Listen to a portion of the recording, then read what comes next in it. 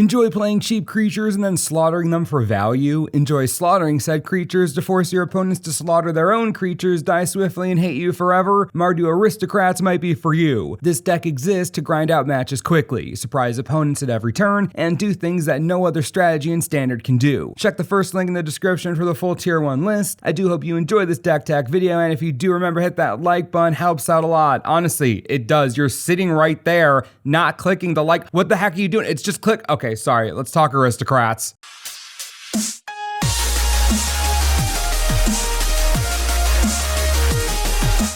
We're starting with Priest of Forgotten Gods because this card is crazy strong. It was literally designed for this strategy, and without it, the deck wouldn't be the same. Priest of Forgotten Gods is a sacrifice machine, ditching 2 creatures at a time, shocking your opponent, forcing a creature sacrifice, ramping you double black, and drawing you a card. The Priest is an all-star, and I can't count the number of times I've forced a sacrifice on a Carnage, Tyrant, Lyra, Niv Mizzet, and more. The only reason this deck is Aristocrats and not pure aggro is because of this card. Because this strategy isn't brutal enough, the other main character in the show is Judith the Scourge Diva. An absolute monster in this deck, Judith synergizes with the Priest straight away, sacrificing non-token creatures, cause Judith to trigger, dealing 1 damage on each sacrifice. Best part? Let's say you're facing a board of Carnage, Tyrant, Llanowar Elves. You sacrifice 2 creatures to the Priest, Judith triggers twice and those resolve first. You kill both Llanowar Elves and your opponent is forced to sacrifice their Carnage Tyrant. The combination of the Priest and Judith together is already proven power. Where the Priest goes, Judith should follow.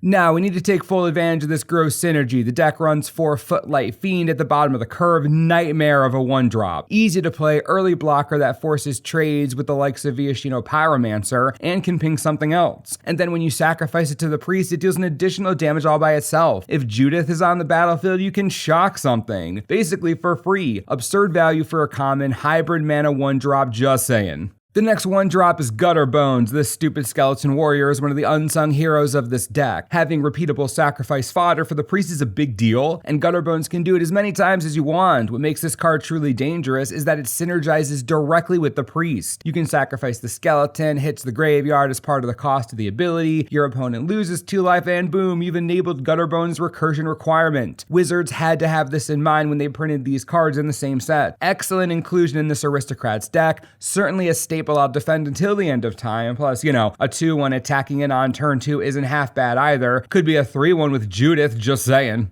Our last 1-drop is Hunted Witness. He's here for a few reasons. First, we need another 1-drop that can defend well against other aggro decks. Hunted Witness does that just fine. Second, we needed another sacrifice synergy 1-drop, and again, Hunted Witness knocks it out of the park. You can sacrifice it twice for the low cost of a single white mana. Against slower decks, the Witness leaves something behind after board wipes to keep the aggression on, and against faster decks requires 2 combat steps or spells to kill. Perfect card for what we're trying to do. Pitiless Pontiff is another way to win the game. It's as simple as that. A magnificent attacker and defender, the Pontiff makes opponents' attacks very awkward, essentially taking down anything in its path as long as you have something expendable. Indestructible and Death Touch together, a supremely savage combination of keywords. Sacrificing creatures to the Pontiff is going to trigger Judith, which is nice synergy, and this card will rarely drop to opposing aggro decks. Tough not to include it when it's cheap, powerful, and synergizes with one of the best cards in the deck and the rest of the deck that wants to sacrifice creatures. I think I've made my point. Play Pitiless Pontiff right now in this new meta. It is a workhorse. A pure Aristocrat strategy is powerful, but thanks to this deck being Mardu, we don't have to exclusively run it as Aristocrats. We get to add in some aggro spice. Tajik Legion's Edge is one of the cheekier adds to this deck, and wow, does this card win games. Mentoring almost every other creature in the entire deck, dropping Tajik out of nowhere and then swinging in with a few creatures can win it all for you right then and there. Plus, between Tajik's non-combat damage blanket and Judith's trigger, almost anything your opponent can do will either kill them or they actually just won't be able to do it. Tajik wins on the ground in the early game, turns your 1-1 Hunted Witness into a 2-2 Hunted Witness or a Gutter Bones into a 3-2, forces your opponent to deal with the oncoming aggressive threats, and then if they do, you can sacrifice things to the Priest, get some Judith triggers out of the deal, and outvalue your opponent so hard they'll never be able to come back. Tajik is a surprise most won't see coming. Enjoy the dumpster fire. Running Tajik, Pitiless Pontiff, and Hunted Witness are all reasons to play white, but Hero of Precinct 1, that pushes the color over the top in this deck. Hero is way too strong for its own good, and it didn't take long for players to see it. It triggers off Footlight Fiend, Judith, Pitiless Pontiff, and Tajik, and we've only spoken about the creatures in the deck so far. Hero of Precinct 1 is a creature-producing machine, and if your opponent doesn't remove it immediately, then the priest is going to have a field day sacrificing those little tokens forever. You don't even need Judith triggers for this card to be good. Play a Footlight Fiend, boom, you have enough to activate Priest. Play a Pitiless Pontiff, same thing. You give yourself more sacrifice fodder with almost every spell in the deck. Your opponents won't want to use their removal on the hero, but as the game goes on, it'll become more and more oppressive, creating too much value to ignore. There's a reason this card is on the uptick in price. Don't be late to this train. Hero is crazy in this strategy. The last creature in the deck is Midnight Reaper at the top of the curve, sharing space with Judith and Tajik, but the Reaper performs a different function. It gives you insurance. Judith applies Aristocrat and aggro pressure, Tajik demands an immediate answer, and Midnight Reaper makes you feel okay about overcommitting to the board. You're fine with taking a bunch of damage to draw a bunch of cards when things die. As a matter of fact, you're killing your creatures more often than your opponents are. Midnight Reaper is a refueling engine that doesn't quit. Sacrifice Gutterbones over and over again, trigger the Reaper, draw more cards, keep doing it.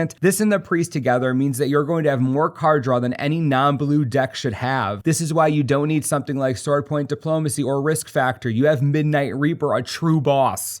Theater of Horrors is a great card. I think a lot of us knew it would be a good card, but I don't think players expected Mardu Aristocrats to be where it fit optimally. Theater of Horrors is essentially card draw in this deck. You're drawing an extra card at the beginning of your turn, you just are. Between Judith, the Priest, Footlight Fiend, all your attackers, and the Theater's ability itself, you're never going to have problems casting whatever is under the enchantment. I've played dozens of matches with this card and never once had an issue. You won't either. It's card advantage, simple as that. The only thing I want to mention, don't run too many. You don't want this card all the time, and you definitely don't want two of them. It's too clunky for how fast the deck is supposed to go. I'm running one and it feels perfect.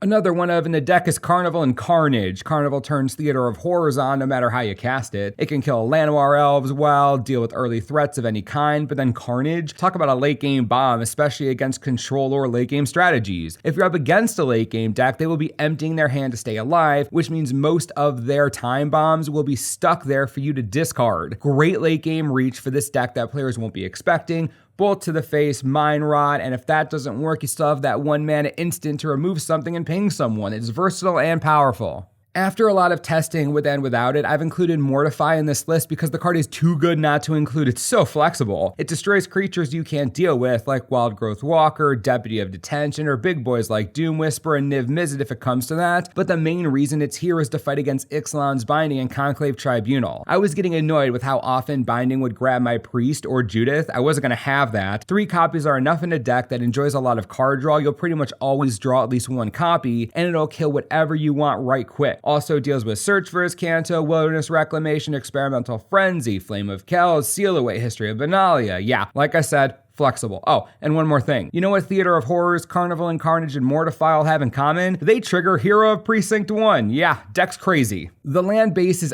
optimally balanced for this deck. 24 lands in total. We're running Sacred Foundry, Godless Shrine, and a few Blood Crypt, which are joined by Clifftop Retreat, Dragon Skull Summit, and Isolated Chapel, plus 3 swamps. The mana base has been carefully optimized, so click the first link in the description to see exact numbers. Since the mana base is relatively expensive financially, you can replace a few of each duel with either matching basics or another check land. I suggest basics, as having lands enter the battlefield untapped is of the utmost importance. This version of Mardu Aristocrats attacks the opponent on 2 fronts. The first front is a frontal assault. Judith is a power anthem effect. Tajik flies in with Mentor, and then the likes of Gutterbones, Footlight Fiend, Pitiless Pontiff, and Midnight Reaper help swing in for a lot of damage quickly, backed up by Mortify and Carnival. The second front is the Aristocrat assault. Priest of Forgotten Gods and Judith combine to create a formidable sacrifice machine, utilizing every other creature in the deck to obtain maximum value from sacrificing them and punishing your opponent. This deck is the perfect balance between aggression and combo synergy. Your opponent will have to find a way to beat you on both fronts because both plans of attack are valid, powerful, and consistent. Look to sacrifice Footlight Fiend and Gutterbones as often as possible with the Priest, and don't be afraid to sacrifice Hero of Precinct 1 tokens to the Priest even if it means not getting Judith's trigger. As long as you keep the cards flowing, the mana rampant, and your opponent losing life, you're winning. Enjoy it. Let's talk sideboard. Aristocrats is a strategy that can take the opponent by surprise game 1, but they will be more prepared after sideboard. That's why we need to go bigger against control decks, more disruptive. The Spectacle Duress is great. Drillbit's a powerful card and a huge annoyance to control players. Same with Play Crafter and Midnight Reaper, both punish the opponent for being a control deck. Lava Coil is spicy against any Phoenix strategy or anything with recursion. Then Banefire is a tried and true death knell guaranteeing damage on 5 or more. All of these are solid sideboard cards and will do you just fine in battle.